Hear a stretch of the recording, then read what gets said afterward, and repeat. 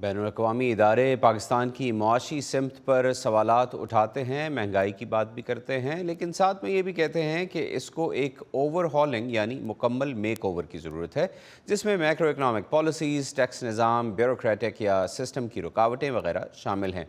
ऐसी सूरत में पाकिस्तान की मईशत की बेहतरी कैसे मुमकिन है, इस पर बात करते हैं माहिर मईशत डॉक्टर खाकान नजीब से। Doctor Khaqan, thank you for joining us. मईशत के लिए कारोबारों और सरमायाकारी में इजाफा ज़रूरी है और सरमायाकारी के लिए महफूज मुआशी माहौल। इस वक्त बिजनेस कम्यूनिटी कितना एतबार करती है कारोबार के लिए मौजूदा माहौल पर? पाकिस्तान की इकॉनमी को अगर आप इस वक्त देखें तो वो टिपिकली बिहेव कर रही है जैसे कि कोई भी इकॉनमी जब आईएमएफ के साथ एंगेजमेंट शुरू होती है वैसे बिहेव करती है। यानी कि एक नेसेंट मैक्रो इकोनॉमिक स्टेबिलिटी जो है वो पाकिस्तान में दिखाई दे रही है। इसका आसान लफ्ज़ों में मतलब ये है कि 38% था कीमतों की बढ़ने की शरह, वो आज 20-21% के दरमियान आ गई है। रिजर्व्स 8 अरब डॉलर पे हैं और हमारा जो बैरूनी खसारा है वो 1 अरब डॉलर है पहले 8 माह में FY24 में। ये FY23 में तकरीबन 4 अरब डॉलर था। पर ये सब कुछ करने के लिए हमने इकॉनमी को स्लो किया और अपनी शरह सूद को बढ़ाया, पॉलिसी रेट 22% पे ले गए।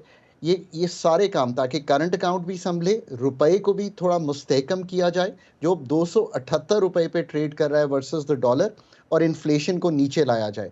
तो बिजनेसमैन ये समझते हैं कि ये जो 22% की शरह सूद है, इस पे हम कारोबार नहीं कर सकते। एक तो आई थिंक पहली सबसे बड़ी ये चीज़ है।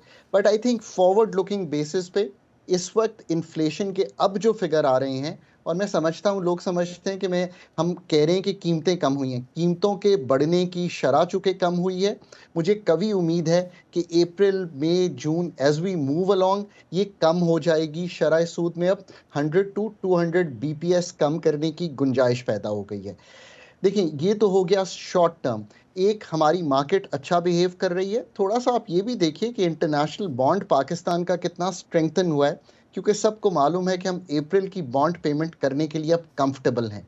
हैविंग सेड दैट, ये जो इस वक्त का थोड़ा-सा कॉन्फिडेंस है, इसका कतई मतलब ये नहीं है कि हमारे जो देरीना मसाइल हैं, हमारा जो इस वक्त मालियाती खसारा है, वो तीसरा साल है 7.5-8% का। ये अनटेनेबल है पाकिस्तान के लिए। एनर्जी के जो खसारे हैं वो अनटेनेबल हैं पाकिस्तान के लिए। पाकिस्तान की जो प्राइवेट सेक्टर लेड ग्रोथ है वो इसलिए नहीं है क्योंकि फुटप्रिंट ऑफ द गवर्नमेंट बहुत हैवी है। एसओईज, रेगुलेशन और गवर्नमेंट की पॉलिसी मेकिंग, ये तीनों एक भारी पड़ रही हैं कि हम एक प्राइवेट सेक्टर लेड ग्रोथ की तरफ जाएं। और ये अंडरपिन भी नहीं है गुड मैक्रो पॉलिसी से, बिकॉज मैंने कहा मैक्रो पॉलिसीज में फिस्कल अच्छी नहीं है। एक्सचेंज रेट को भी हमने कोशिश की संभालने की, अब हम मूव कर रहे हैं to a market based exchange rate. और मॉनेटरी पॉलिसी भी बेहतर इस तरह हो सकती है कि कई दफ़ा हमने लैग से रिएक्ट किया है। दूसरी चीज़ जो हमें कारोबारी लोगों के साथ करनी है वो ये है कि they have to become part of the global trade. Pakistan में हमने एक प्रोटेक्शनिस्ट और रेंट सीकिंग बिहेवियर कायम कर दिया है। जब हम गाड़ियों की सनत को, एक मिसाल दे रहा हूँ, जब एक प्रोटेक्शन दे के पाकिस्तान में ही बिकवाते हैं, ये गाड़ी बिकनी चाहिए कहीं बाहर, ये गाड़ी के पार्ट्स बिकने चाहिए कहीं बाहर, तो पाकिस्तान ग्लोबली कंपेटिटिवनेस की तरफ जाएगा। दूसरी ये चीज़ है कि हम बहुत चूँकि कंजम्पशन ओरिएंटेड सोसाइटी हैं, तो लोग सेविंग नहीं करते। पाकिस्तान का इन्वेस्टमेंट टू जीडीपी आज 14% भी नहीं है। जिन राइट। मुल्कों ने दुनिया में तरक्की की है, आखिरी जुमला ये है, वो 30% कम अज़ कम इन्वेस्टमेंट टू जीडीपी लेके जाते हैं ताकि ग्रोथ क्रिएट की जा सके। राइट। इसी में थोड़ा अगर आप जो बात कर रहे थे इसी को थोड़ा सा अगर आप मज़ीद एक्सपैंड कर सकें कि अब जो पाबंदियां, जैसे आपने कहा कि हुकूमत बहुत ज़्यादा कंट्रोल करती है, हुकूमत को अपना फुटप्रिंट कम करना होगा और प्राइवेट सेक्टर लेड ग्रोथ पे तवज्जो देनी होगी। तो जैसे ये पाबंदियां हैं या तवानाई की कीमतें हैं जिनमें हर चंद माह बाद इजाफा हो जाता है, एक कमज़ोर टैक्स पॉलिसी है और इस तरह के और कई मसाइल हैं जो कारोबार को भी मुतासिर कर रहे हैं। और इसके साथ साथ चूँकि आपने अभी ये बात की कि एक्सपोर्ट टू जीडीपी रेशो भी बहुत लो है, तो इसको बढ़ाने के लिए हुकूमत को तब्दीलियाँ क्या लानी चाहिए? देखिए, एक तो सबसे ये है कि सर्टेनिटी ये पैदा करें कि we are able to do good policies. ये सर्टेनिटी ना पैदा करें कि जो कंटिन्यू कर रही हैं पॉलिसीज़। पहले आईएमएफ की एंगेजमेंट के लिए थोड़ा-सा होमवर्क कर लें, ताकि अपना एक प्लान सामने रख सकें। अभी मैंने लिखा भी है एक पाकिस्तान के लिए एक 12 प्रिंसिपल्स पे बेस्ड प्लान के कैसे आईएमएफ से एंगेज किया जाए।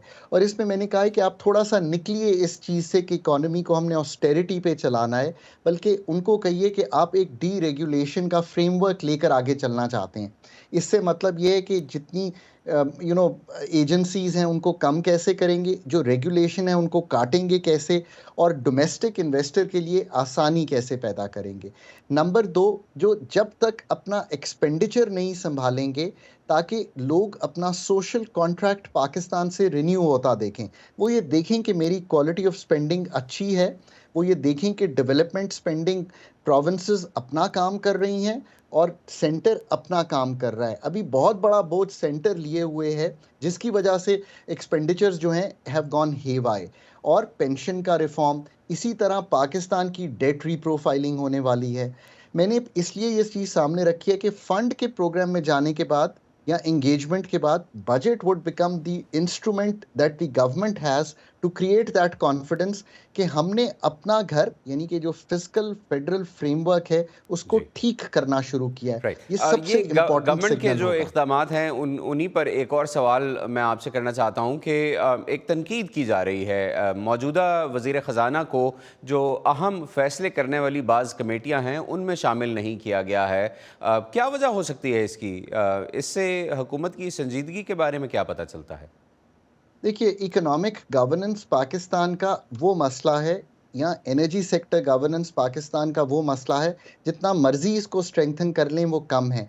मैं हमेशा इसको एक चीज़ एक्सप्लेन करता हूँ कि कोई भी एक वज़ीर जो है वो मुल्क की तब्दीली का बायस नहीं बनेगा। एक तो सारी जो इकोनॉमिक वज़ारतें हैं, आपको इन सब को टेक्नोक्रेसी लाकर ठीक करना पड़ेगा। ये आज की गुफ्तगू का सबसे इम्पोर्टेंट पॉइंट है। मैं इसको इस तरह समझाता हूँ, आपने डेमोक्रेसी पैदा की है, एक एसआईएफसी के थ्रू ब्यूरोक्रेसी और एस्टेब्लिशमेंट इकट्ठे हुए हैं, पर पाकिस्तान की टेक्नोक्रेसी जो है वो मिसिंग है इस पिक्चर से, और वो आउटसोर्स्ड है कंप्लीटली कंसल्टेंसीज, मल्टीलैटरल्स को। इस चीज़ को वापस लाएं। कोई भी मुल्क अपनी थिंकिंग लिए बगैर कभी भी आगे नहीं जा सकता। जहाँ तक कमिटीज़ का ताल्लुक है, जो मेजर कमिटीज़ हैं अभी भी उनके पास हैं। मेरा ख्याल है एक सीसीआई नहीं है, उसमें ही can be always invited as a member, but हमें ये सारा paraphernalia around the economic, around the energy ministries बनाना बिल्ड पड़ेगा, करना पड़ेगा। इसलिए कि जी। पाकिस्तान जी, बहुत शुक्रिया खान साहब, आपने हमारे लिए वक्त निकाला। इस सेगमेंट का वक्त अब ख़त्म हो रहा है।